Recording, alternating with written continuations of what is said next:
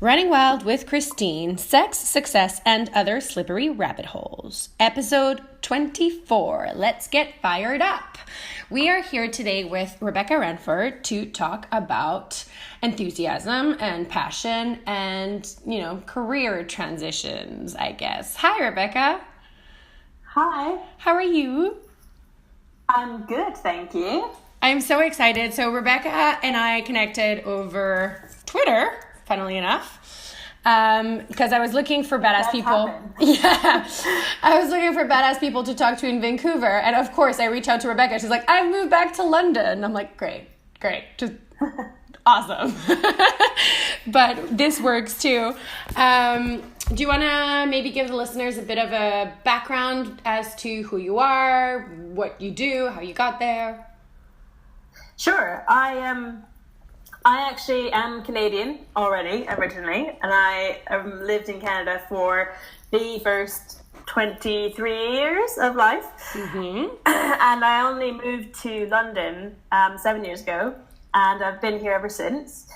And I've learned a lot in that time, and probably most of the things that we're going to talk about, to be honest. But I think that's not a bad thing. I'm quite happy to be here, and I'm actually about to start a new job, and I've started up my production company, and that's all very exciting. I know. I'm so excited to get into the nitty-gritty of the stuff that we prepped, because I think that a lot of people in the creative sector of careers are kind of struggling to make a buck and juggle a sort of money fiduciary job and then the projects on the side. So basically you started by working in marketing and advertising, right?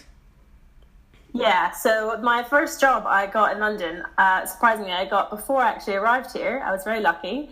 I was interviewed by Skype. Nice. And I got the job, and I arrived and I started working at a place I had no idea where it was because I was brand new to the city. So I've been doing marketing and advertising with them for quite a long time.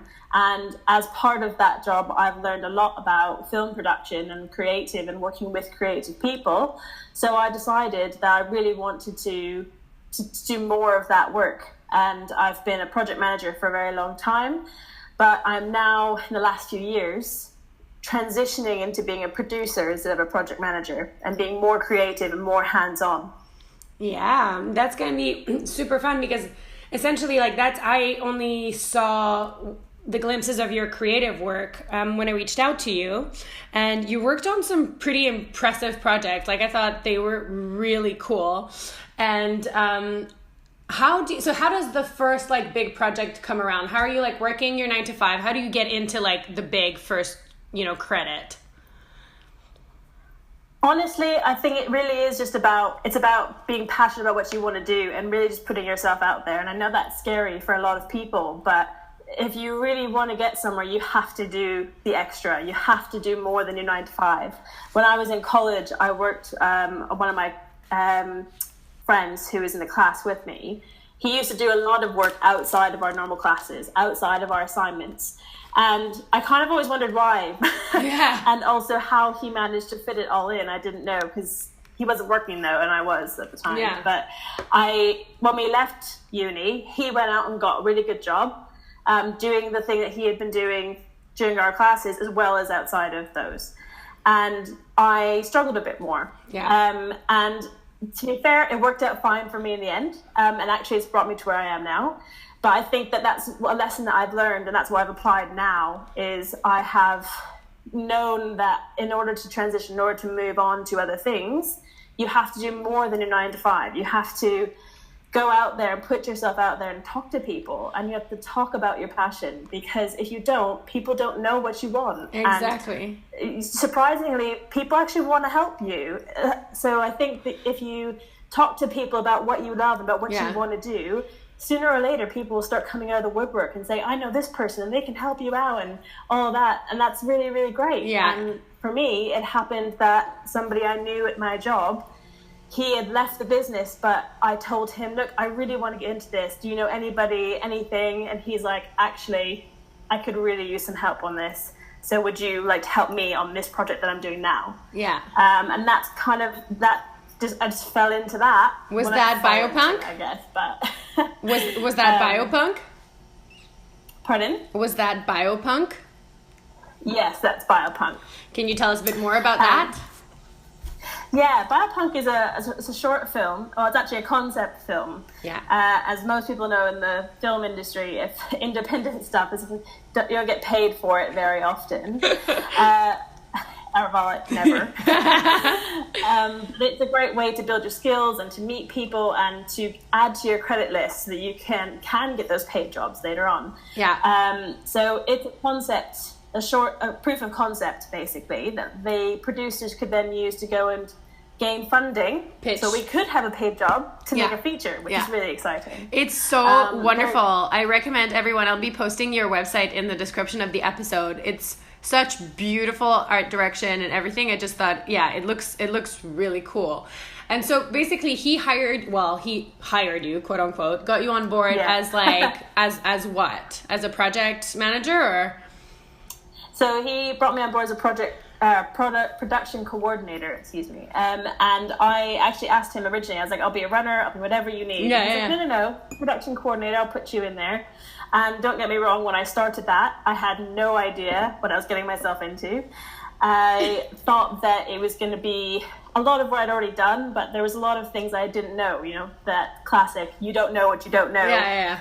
And things like dealing with hundreds of release forms for extras, and I was on set, but I was never actually on set. I was mostly doing paperwork the entire time. Yeah. But it was still a good experience, and I met so many people, and I really enjoyed that everyone turned to me and they knew they could come to me for help for anything. And I basically ended up being the production manager, which is why he ended up giving me that credit in the end. That's amazing. And then basically yesterday when we were prepping for the episode, we were like, you just need that one thing, because you can say like, I felt the same way about the book. I'm like, I'm a writer, or like I would never say I'm a writer. I'd be like, oh, I write, I try, because I had nothing to show. And then suddenly you're like, oh, I was the production manager for this concept film, and for me it was like, oh, I wrote a book. Like, it was just like, you need that one thing at the beginning that sort of like unlocks everything, because then when people are like, oh, what have you done, you can go, well, I did this, and then go from there. But exactly, and it doesn't have to be a lot. It can be just one thing, and that one thing, if you've put everything into it and your passion will show through, and it becomes this snowball effect. Because for example with Biopunk was selected for a local film festival nearby in Basingstoke, Exit 6 short film festival, and that was really exciting. And I went there with the director to go and obviously see the film at the film festival and get involved. And at the film festival, I met another director for the next short film that I did. And I ended up meeting with him again a few months later, because I had said to him at the film festival, I'd really love to get involved. I production managed Biopunk, which he'd obviously seen at the film festival. And I said I would love to help. And then next thing you know, like, in a few weeks, he called me and asked me for a meeting, and I ended up production managing and ended up actually being co-producer for that as well. That's amazing. So that was another big thing. And soon after that, I also did a music video, which also came through the producer from Biopunk.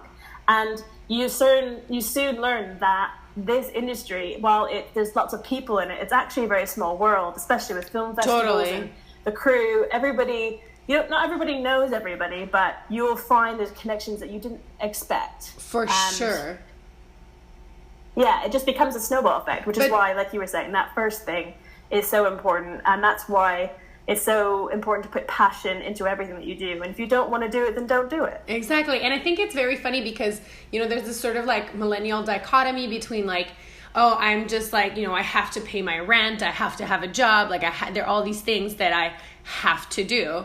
And it is hard. Like, I was asking you, Sarah, I was like, how do you balance? And you were like, I have no idea.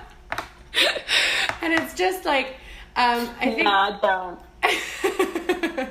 I think it's like you come to a level where you were saying, you're like, I think you said that's how I've been raised. Like, just to give everything you've got. Yeah. It's not not being a grinder. I know it's a word to be a grinder, but in the film industry especially, you know, I mean, don't get me wrong, there are lots of industries that you can in by faking it and sucking up and doing whatever it is that you think you need to do. But in my experience so far, at least in the film industry anyway, because there's so much hard work that goes into a film, there's not a lot of time for anyone to slack. Yeah. And part of that is it's just about, you have to be a grinder, you have to have the enthusiasm and want to be there, and it will become apparent to people very quickly, and most people feel this is important. Yeah. However, you'll learn that if you're enthusiastic and if you're a grinder and if you want to make, in the sense that, and I'm not saying you have to cater to people all the time, you have to make yourself happy too. Yeah. But I mean is that you need to make sure that you're doing the best job that you can do, and people will appreciate that. It will shine through again. Yeah. Because they want that kind of attitude. Yeah. And more, every place I talk to, I just started a new job, all the places I interviewed, they person. Skills are important, but your personality is just as important too now. Yeah, exactly. And I think the more and more like technology advances and the more skills are like broadened, like that's what I related to the most when I was reading your bio on your website. You were like, when I'm not putting out fires, I was like, but essentially like that's what you have to be nowadays. Like even as a human being outside of any sort of professional like thing, you still have like you, and then like social media is making you brand yourself a certain way and you project yourself a certain way, and you have to know, you know, these technical skills and these social skills and these, you have to have this knowledge.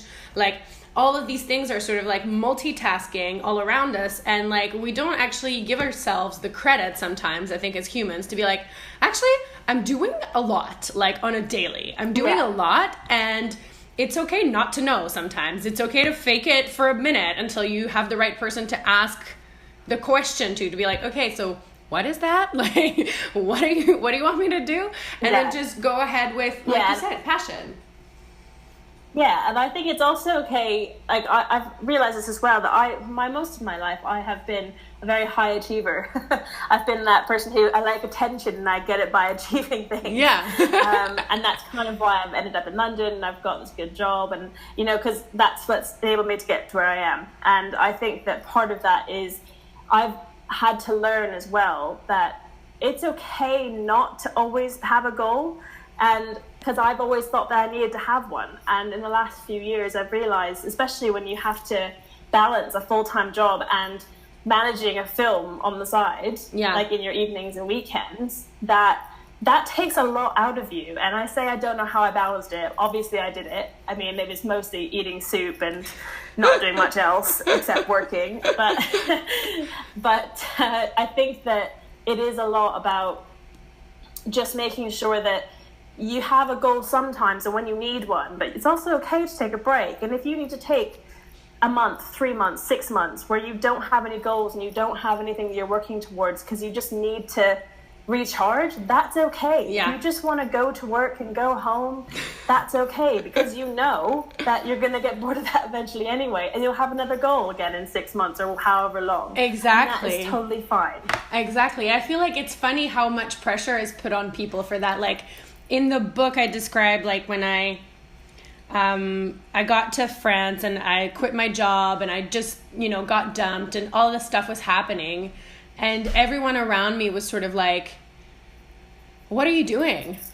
And I was like, nothing. I'm going to do nothing for a little while here. I'm just going to figure out what it is that I want to do. Yeah. And I don't want to just set any goal because I need a goal. Like, I just need to like take the time to just figure out what that is. And I think that, you know, anyone who's, because I have a feeling that, you know, we were talking about this yesterday, like you just turned 30, like I'm getting there, and there's like a lot of people around you that are sort of transitioning either into like super family life or like, you know, climbing that social ladder in terms of their job, or like realizing actually, fuck, I spent my 20s like doing stuff that I just thought I wanted, but then actually I didn't. And like you said something yesterday, and I'm going to ask you to repeat it, but like what was your motto for your late 20s, and what did you realize like when you turned 30? Oh, yeah. I've always been a people pleaser. I like to make people happy. As in the last couple of years, and more so when I turned 30, that I just don't. Yeah. I think that well, don't get me wrong, I do care a little bit. I have some dignity.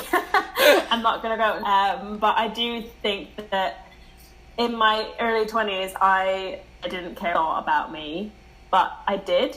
And now I'm realizing that now I really don't, in the sense that I'm going to do me, as they say. You do you. Yeah. And do what makes you happy. And that's what's really important. Because at the end of the day, you're the one that's stuck with yourself. And if you made decisions to make other people happy, they're gone. They've gone and done whatever it is that they wanted to do. Exactly. And you're left behind wondering why you spent so much of your short time on this earth trying to make someone else happy or see you a certain way, when really if they like it, then great. If they don't, too bad. And it's such a big thing. Like yesterday we were talking totally about careers and whatever, and we mentioned this, and then it just goes into like everything in your life, because you're just like, I think, personally you're finally, that realization is very powerful, but even professionally, like, is that the moment that made you go, okay, fuck it, I'm gonna start my own production company because this is what I want to do? Was that sort of one of the major clicking points? I've been thinking about starting up my production company for a while now, and I've kind of been sitting on it because I wasn't quite sure, what production I would start with, and also it's a big scary world getting into the whole registering a company, say business bank account, all that kind of stuff. It is definitely something new to me, but I think that part of it was that I'm actually doing my own production for the first time, so something from beginning to end. We're starting crowdfunding next week. It's going to be a whirlwind, but it's become something that has become the catalyst. It's become the catalyst to me actually having to do that. So I might have sat on it for another 6 months, but actually this is good because it's forcing me to get out of my comfort zone and just go for it. And it is out of my comfort zone. But I know that that's a good thing. Yeah. Because I've done it a lot of times. But it has been a while, so I'm a little bit rusty. But I think that feeling is a recurring thing. So yeah, and I think that's the sort of main key to it, is just finding that balance between, the everything. Like, I think, you have a certain skill level that you do have, and you're like, I can be a really sick producer because I've accrued these skills, like on the production managing side, but then I have these skills that I'm lacking that I just have to sort of figure out. And the whole working between, okay, I'm going to put myself out there. I'm going to be okay with being vulnerable here for a minute and like being outside my comfort zone and risking it. But at the same time, that's what leads you to have skills. Like, that's how you build skills. So if you're not willing to do that, it's difficult to start bridging the gap. Yeah, and that vulnerability acts in a way. So by being vulnerable enough to say to people, I don't know what I'm doing, but I know that you can help me. Will you please help me, or at least give me some advice? And I have some great mentors, and I really appreciate all the help they can give me. Sometimes I wonder why they keep answering my questions. But the point is that body, it becomes a strength, especially when you're leading a team. And it's really important for leadership, because people that follow you will see that you're a normal person. You have a little bit of, you're becoming vulnerable to them, and that makes them feel more comfortable. So if I have a crew that I'm managing on a film set or on a production, if I say I don't know something, then they actually trust me more, so that when I do know what I'm doing, then they don't ask questions. Yeah. They're like, no, she knows what she's doing. Yeah. Because I've put out that honesty and that vulnerability up front, which is really important. I think you're like nailed it on the head. This is what I keep saying in all of this, like, spectrums of a person's life. It's like you it's scary, like to I think yesterday you said something like, you're everyone's afraid of getting hurt, and that's why we take vulnerability as such a like prickly topic, because it's scary to open up that door, and for at the risk of someone taking advantage of the information you've given them, or willingly hurting you.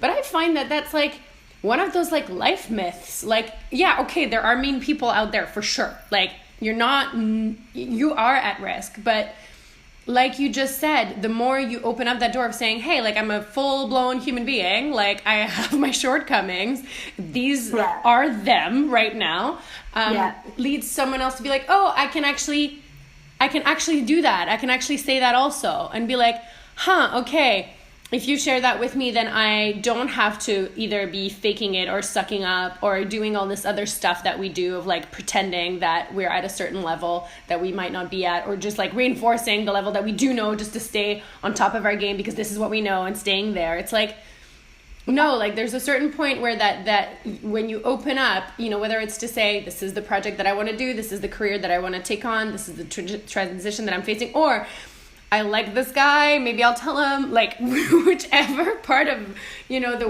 life it is. I find that the more we open up, the better we do. Yeah, and I'm going to do a really bad pop culture reference now, but the vulnerability and honesty are actually really tied together, and the whole thing about being afraid of getting hurt. Yeah. Actually, by being vulnerable and by putting that honesty out into the world, they actually can't use it to hurt you anymore. And I think that you've noticed this through everything you've done. Yeah. But I think the perfect example is like in Pitch Perfect is Fat Amy. Yeah. Because she says, people are like, you call yourself Fat Amy? And she's like, well, yes, and then you skinny bitches can say it behind my back. Exactly.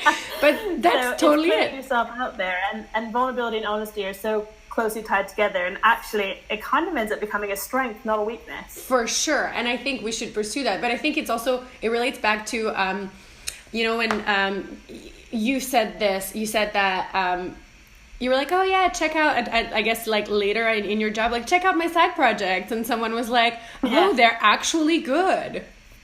Yeah, they were surprised. I don't know why. It's actually a little bit offensive, but yeah. And you're like, what do you mean? Where's this like no expectation coming from? Yeah, exactly. But no I think, idea. But it's a funny thing. Yeah, but I think that's like the part where you strike a good balance between, you know, you want to do your stuff, so you do it. You're not going around going, look at the cool shit that I did. You're just like, oh, if you want to check it out, here it is. And then people are like, oh, you're taking this seriously. Like, this is... Yeah. And it's like, it's not because it's my side hustle that it's a hobby. Like, I mean, it is, because it's not my full-time job, but that's kind of the dream, isn't it? Is to make your hobby into your full-time job. I mean, the job that pays me, I enjoy, and I go to every day, and that's fine. But where my heart really lives is in film, and that's where I'm trying to get to, and that's not going to happen today or tomorrow. I mean, if I can be the production manager on the next Star Wars film, that would be awesome. But that's not going to happen tomorrow. Between now and when that happens, I'm going to keep doing what I'm doing, and one day I'll have the credits and I'll have the experience, and I'll be like, wow, that actually happened really quick. Yeah. At least I hope that's what I'm going to do. Anyway. No, but I think that's the crux of it, is like that enthusiasm and that passion that shines through just the way that you speak about it is like what sticks. Like, and we do all of this like talk in these like motivation videos or whatever, you know, like these life coaches on Instagram or whatever. They're like, you have to hustle and work hard and blah, blah, blah. Working hard, yes, absolutely. But why do we make it sound so bad? I'm like, you're already working hard in your job that you might not like that much. Why won't you work just as hard on something that you really want to pursue?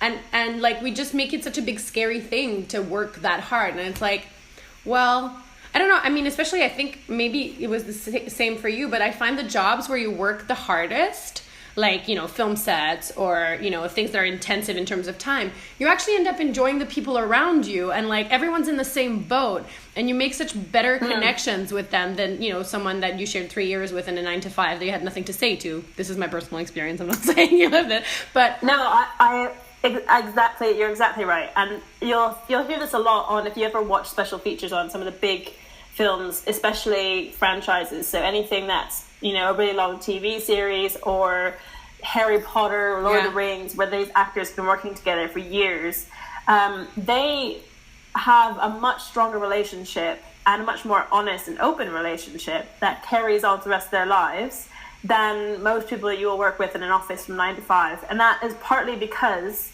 as I was saying, on a film set, there's not a lot of time to be standing around. Everyone has to pull their weight, and it's a busy, hectic space to work in. Don't get me wrong, there are times where you sit around as well, but sure. It's a lot different to an office where there is space. There's a lot more space for politics. Yeah. Politics happen on film sets too, but they're much more rife in offices. And they're more explosive, like, because you're under pressure. I'm not saying you're not under pressure in an office, but the office can replace you in 30 seconds. Like, it's not like, that goes on for years. They're used to doing that. And I think this is bringing me to, like, a complete, like, sort of side note. Sorry, guys, if this isn't very logically tied in. But yesterday we were talking about competition within the workplace. Of, like, how we are made to think throughout your life that, that you have to work hard because someone else might take your job. And that working hard only means that, you need to get to the top. And I find that competition-inducing talk, that sort of, like, implication that there's not enough room for all of us at the top, I'm just like, that's bullshit. Yeah, and I think, don't get me wrong, a little healthy competition is good. Yeah. It means that things are done better, and you kind of up the ante a little bit, and that's good. But I do think that it's not fair, especially with women and minorities, for for us to put other women or other people down because we think that they threaten our position. For example, if you have gotten a good position at a senior level in a company or in a film set or whatever your job is, and someone else comes along who's very good and you think that they might be a threat to you, then you shouldn't be stomping them down because you're afraid they're going to take your job. That there's enough jobs and there's enough senior positions for all the people that want them. And there's also people that don't want them, and that's kind of the beauty of it as well. Exactly. The people that don't want them, don't get me wrong, a senior position is high stress, a lot of work, busy hours, and it's not for everyone, but for the people that it is right for, exactly, we should be making space for them because that's what they want to do, and they'll be doing a better job because they want it. Which is why I really don't like, sort of some of the hierarchies in some of the workplaces, because I feel like in film, and obviously there's major exceptions, but I feel like everyone sort of knows that without PAs, nothing gets done. Even though they're the bottom of the food chain, you need bodies. Like, you kind of have this understanding that, yes, there's a hierarchy, but we are all super important on this. Because, like, if one tiny thing crumbles, the whole thing falls to the ground. Whereas, like, in an office, it's kind of harder to see that cohesion. Like you were saying, there's more room for politics. And so for me, I find it very interesting when I see someone who perceives someone good as a threat. Because I'm like, why wouldn't you think of, like, oh, finally I have some support. Finally I have someone to use and to pull from and to, like, learn from, and to be like, all right, cool, you're supplementing the stuff that I'm lacking. And, like, this can only be good for both of us because we probably don't want the exact same thing. Like you were saying, like, some people like lists and getting things ticked off. Some people need to have, like, a blank slate and be able to completely take initiative whichever direction they think is best. And there's all kinds of people in all kinds of jobs.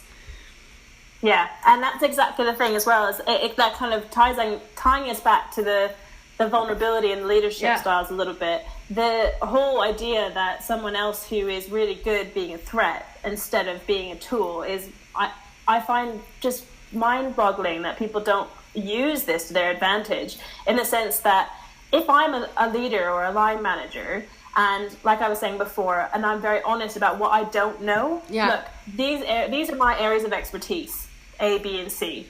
And then this area over here, D, is not my expertise, but I know a little bit about it.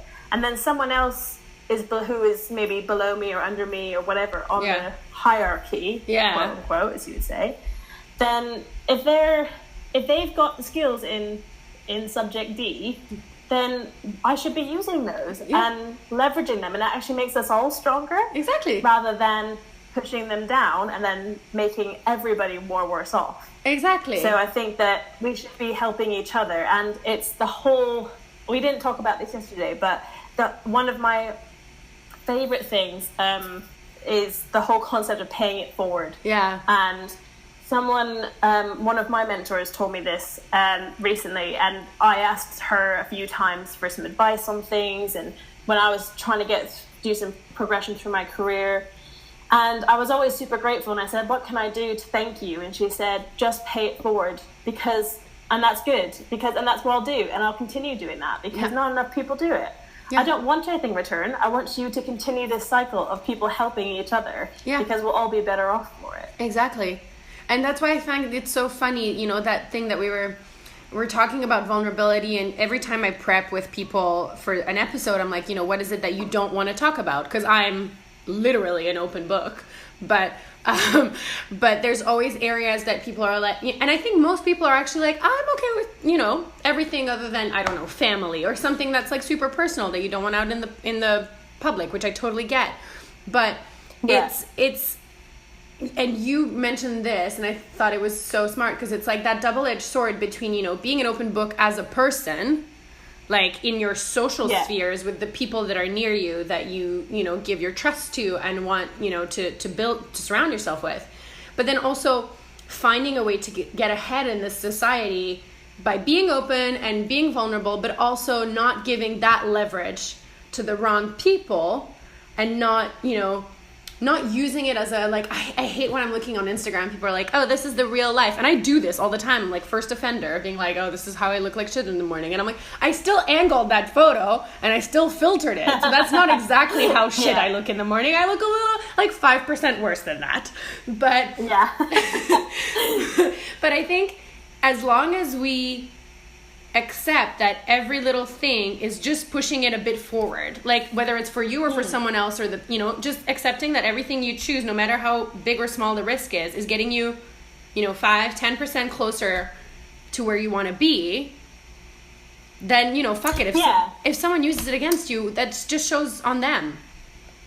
Yeah, and to a certain degree, once you say it, they almost can't use it against you, because you're like, well, everybody knows already. It's like the whole Fat Amy thing. Yeah. But I do think that as well, with this whole, I think it's about, what's the word I'm looking for? I guess it's like you want to be vulnerable, but in the right subjects. The whole thing about, like you were saying, so for you, everything about your life is an open book, but that is your brand, that is who you are, and that's okay.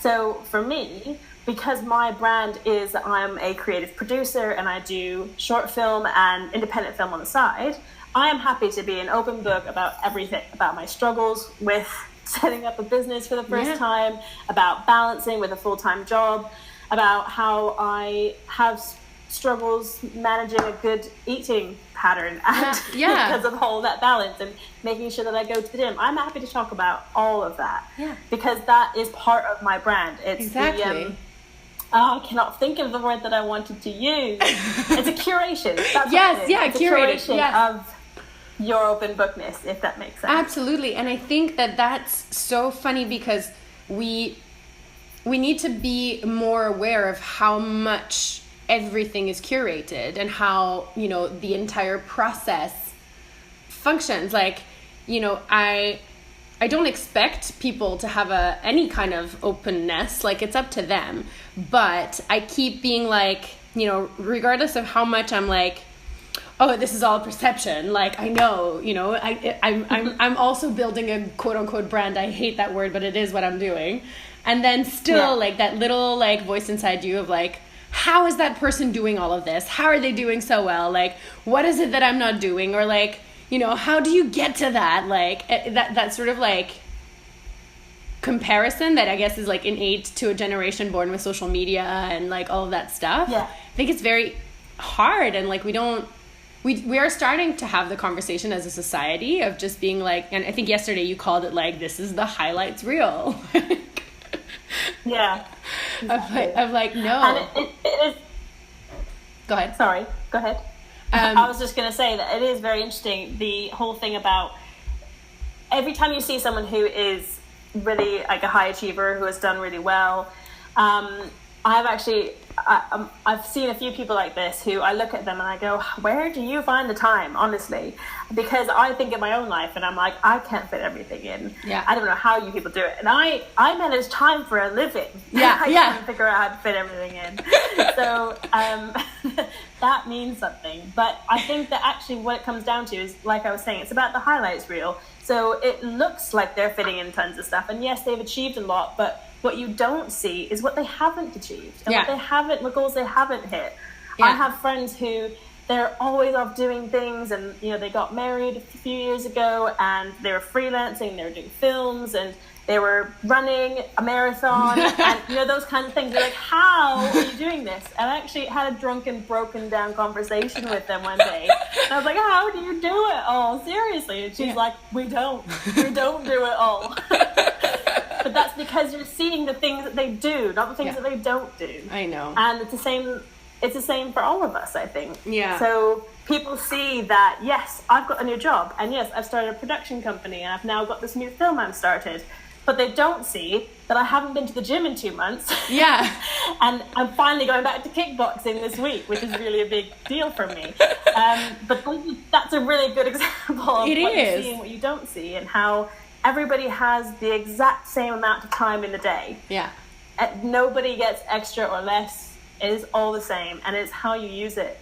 And it's like I was saying earlier, it's okay if you decide to not use that time for a bit. Because maybe you'll actually you'll use that time inspired more effectively later because you took that time off. Exactly. And I think that's very funny because I don't know, I think in Europe it's a bit different. And you'll tell me if you notice this, but I think in North America it's specifically toxic in that everyone tries not to take time off and not to take the vacation and work harder because, it's a very sort of North American thing to be like, you gotta hustle and be the one who gets there, blah, blah, blah, blah, blah. The American dream. Yeah, and I'm just like, the fuck? Like, how are you supposed to live with 10 days off? Like, I moved here when I graduated from UBC, and I went to my first corporate job, and they're like, right, you have 2 weeks. I was like, excuse me, what? Because in Switzerland, you have 5 weeks mandatory plus 12 holidays. Yeah.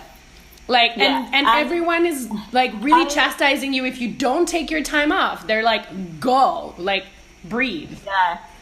Exactly. And I actually this is a perfect opening for this, actually. I had a conversation with colleagues back in Vancouver right before I left for England. And this was around the time of Will and Kate's wedding. Yeah.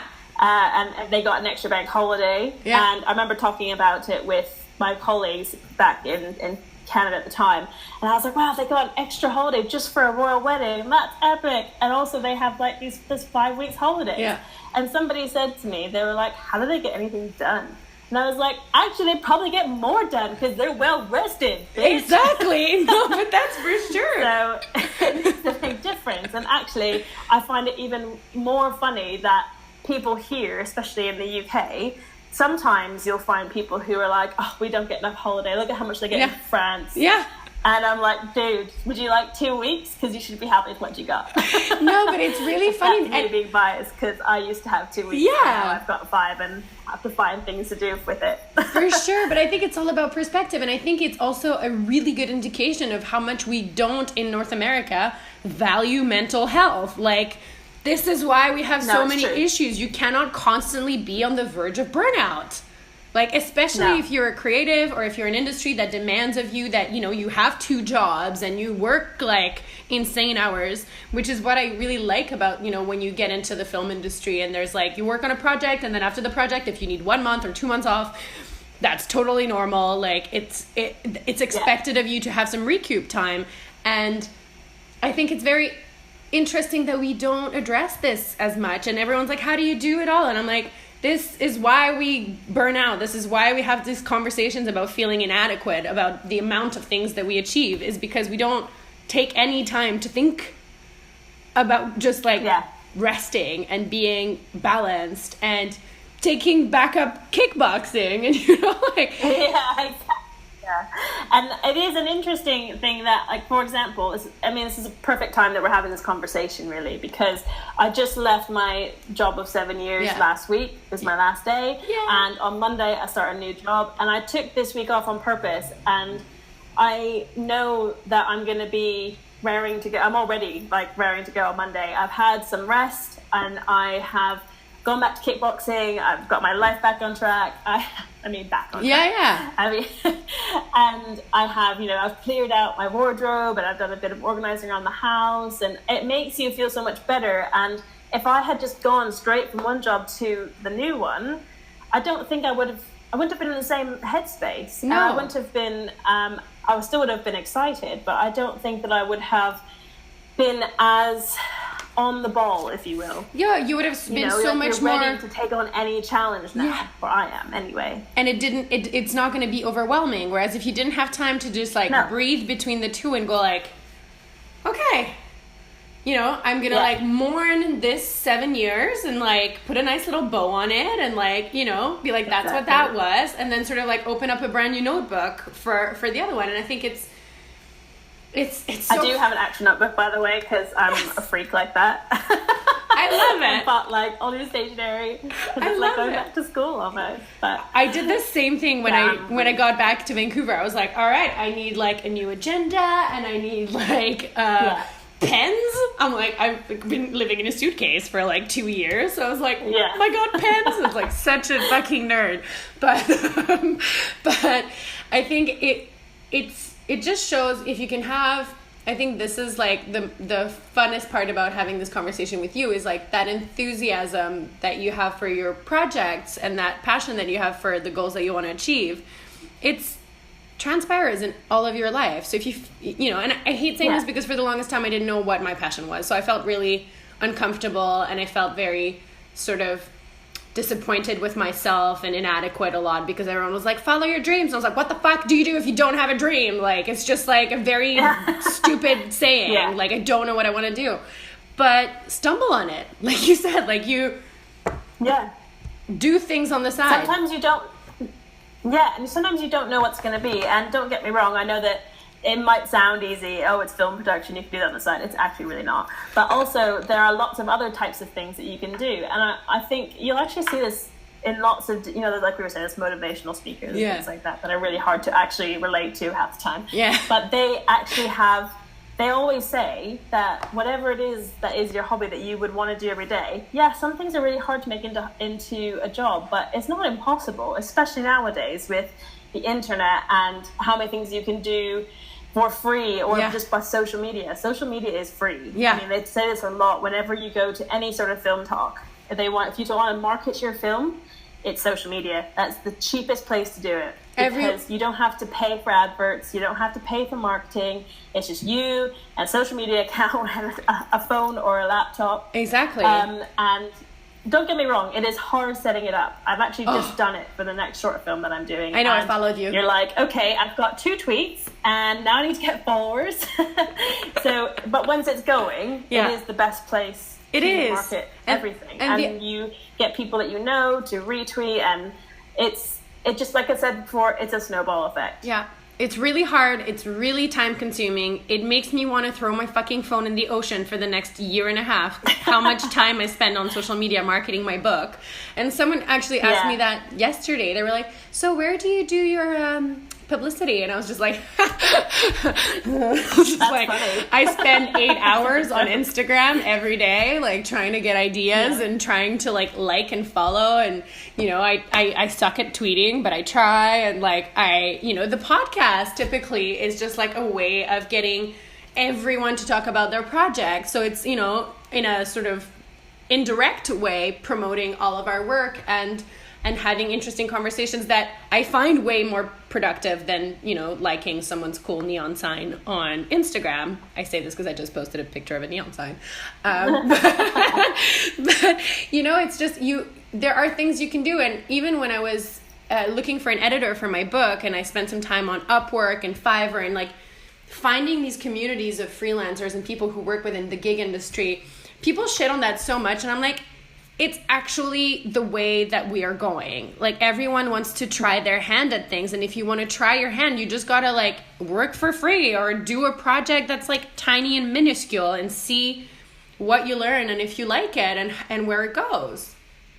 Yeah. And sorry to sidetrack. Can I talk for a minute, just a little bit about working for free? Because that's a really interesting point. Mm-hmm. I, in my work on film productions in the last couple of years, these have all been passion projects. So they are things that nobody's getting paid for. I'm not. And I do realise, of course, I am lucky. I have a full-time job. Don't get me wrong, it's hectic, but that job pays me. And that means I can afford to do this stuff on the side because I don't need to get paid for it. Yeah. and I take annual leave. I take holiday for film shoots, which is weird, I know. But I find it super interesting that you will find a lot of people, especially on all of the Facebook groups for film and for finding crew, that they'll openly they'll troll you on all the groups, and they'll be like, how dare you not pay people and not give them a fair wage, at least give them minimum wage, London living working wage, and all of that. And I find you'll usually find that these are the people who have never done it. They've never had to do it. And I kind of think that they are either a little bit more privileged, or they've been lucky and they've not had to do it, or they've never been in production and they had to deal with money. Because if they had, they would know that it's not that we don't want to pay people. Yeah. Like, I would love to pay everyone. Yeah. But there's just no budget, especially in film. It's really hard to get funding as it is. And to even be able to make it in the first place is an achievement. Exactly. Never mind. So if I could pay people, that would be great. I'd love it. But what I really don't like is when people troll others for what they know nothing about. And I think you're so amazing right. How often this happens. Yeah. And I think that it's very important for people, like, this is, I think, a symptom of our society in general, of jumping to this is bad or this is good. Like, it's either positive or negative. There's nothing in the middle. I hate that binary frame of thinking. But the other day I was like looking, because I have a book event next week. Plug next week, Thursday the 13th at the Emerald from 6 till 9 p.m. in Vancouver, my book launch. And in London and in Geneva, I had photographers for the event, because typically people like kind of dress up and it's fun and there's like adult coloring, so there's like cool stuff, whatever, to create content. And I was lucky in Geneva to have friends who were photographers who just like did it for fun. In London, when I had actual budget for the first book launch, I hired a photographer. I paid him like his regular wage, like came out of my fundraiser. Yeah. That was in the budget. But the other day I was talking to someone, I was like, oh, it'd be nice if I could like find someone who's starting out in photography in Vancouver and just give him the opportunity to add to his portfolio. And people are like, oh, but like you need to pay people for that. I'm like, yes, there is a freaking line between people who are getting paid for what they do and asking them to do it for free. That's ridiculous. Don't do that. But if there are people out there, which there are, students or people who have a full-time job who just want to try their hand at something, try and transition out of one into the other, that's where that tiny space is for like, okay, let's do a project together. We're both going to spend a lot of time doing whatever it is, this film, this shoot, this whatever, and it'll benefit, I don't know, your image and my portfolio. And that's where that space is useful. And that's what a lot of these trolls forget, is that there is always a reason for why people choose to work for free or not. Yeah, and at the end of the day, it is that person's choice if they decide to work for free. And also, the thing is, don't get me wrong, I've come from working with lots of creatives and trying to be a creative most of the time. I know exposure doesn't pay the bills. I know that portfolios don't pay the bills, but they do help. And you'd be surprised about, if you really are passionate about what you do and you really want to do something, then you'll do it just because you have fun doing it. Exactly. And don't get me wrong, I am not going to ask my plumber to do something for free. That is completely different. But I'm not like even... you say, there is this space that is good for. Yeah, and I wouldn't even like, you know, it's kind of, I always refer to it as like your friend who's like a massage therapist. Like for me, that's the perfect example, because plumbing, you know, requires equipment or whatever. And so does, you know, videography, and so does like editing. Yeah. You have to pay for your software or whatever. Your friend who's a massage therapist, obviously it costs her or him their time. Nothing else, in their hands. But you're not like, you're never going to be like, hey, can you book me in for 2 p.m. for a free massage? You would never do that. Like, so don't do that. But if you're happening to be sitting on the couch next to them and you're both having a good time, you're like, hey, this thing hurts. And they'll be like, oh, I'll help you out. That's where that line is. Like, you know, we're both choosing to spend time together doing something that we, you know, either a project or something that benefits each other at some point. I'll do something for you at some point, and that's how it works. Yeah, and I think it is about mutual respect. It's about the fact that you know that I would love to pay you, but I can't. Or that I know that you really want to just do some work and get some exposure and you're trying to transition. I mean, the reason I did this stuff for free was because I didn't want to start at the bottom. I wanted to sustain my current lifestyle and keep going with the job I had, and then go at the same level and move over. And the only way to do that was to do some free work on the side, because that's just the easiest way to do it. And then if it doesn't work out, that's okay, because I'm still getting paid at another job. Exactly. And that's why I don't mind starting at the bottom, because right now I don't have another job, so I might as well like learn as much as I can from a ground up perspective. And I think people just forget that, and I'm sure there's a lot of clueless people out there who do get taken advantage of, like in many of these scenarios where they should be getting paid, and that is an issue that we should talk about. But I feel like we ignore a lot of the gray zone where it's mutually beneficial to just help each other out.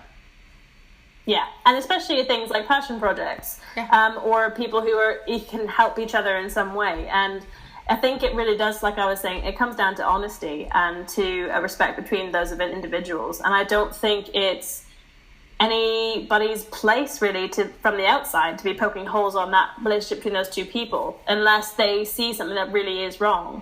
Like if I posted something on Facebook and I said, I need a runner for this film, and by the way, our budget is 2 million, but we can't pay this person, then by all means, take me down. But I'm talking about a project that probably has a budget of less than 25k maximum, and I myself am not getting paid, and I'm doing the majority of the work. So I think it's literally about looking at the situation, and I find it fascinating how many people don't realize this. I totally agree. Well, I think we've covered a lot of ground today. Sorry, I'm a bit of a babbler. It's my bad. Oh, you're talking to me? I think that's the whole point of podcasts. But I want to ask you before we wrap it up, is there something that you wanted to say to anyone who finds themselves at sort of a crossroads, or like unhappy or scared to make like a change? What is there something that you're just like, you wish someone would have told you? That's a good question, actually. I think, put on the spot, I would probably say that you kind of just have to go for it, but in the sense that if you have a support network, then that's okay to just go for it. If you've got friends and you've got family who are there to help you, then that's great. And use that to your advantage. Surround yourself. I came to London without any friends or family here. I knew nobody when I arrived. And that was super scary. But I kind of did it on adrenaline, I think, maybe. Just in terms of like the excitement and doing something new. And I look back and I was like, no, I was excited. My friends were like, you were scared shitless. You don't remember it. And I think it really is taking that step off the ledge. That sounded really not the way I meant. But I'm not saying anybody's suicidal. But what I mean is it's taking that leap. And just trusting yourself that you can do it. It's a lot about trusting yourself. If you know you can do something, you will. Then go and do it. A lot of it is about the passion. And it is about the grinding and the being willing to do what it takes to get to where you want to be. And you will hit bumps along the way, because life's a roller coaster right now. But that is part of it. Totally. I could not agree more. So I'm just going to thank you for your time and your wise words and your willingness to have me put you on the spot. That's okay. And I'll put I'll put all the description of your website and everything so that people can go click and like. And next week, you guys can also participate in the crowdfunding for her new project. So if you feel like doing that, that'll be there. And then, so as for me, the event, if you're in Vancouver next week, if not, just rate, subscribe, follow, like, whatever other terms we have for social media enforcement, do that. All the things, all the social media things. All the things. And in the meantime, I'm going to wish you a beautiful Friday evening. Have a great weekend and speak to you next week.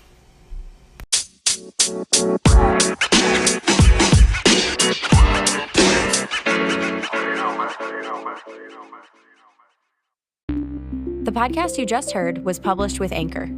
Got something you want to say to the creator of this show? Send them a voice message using the Anchor app, free for iOS and Android.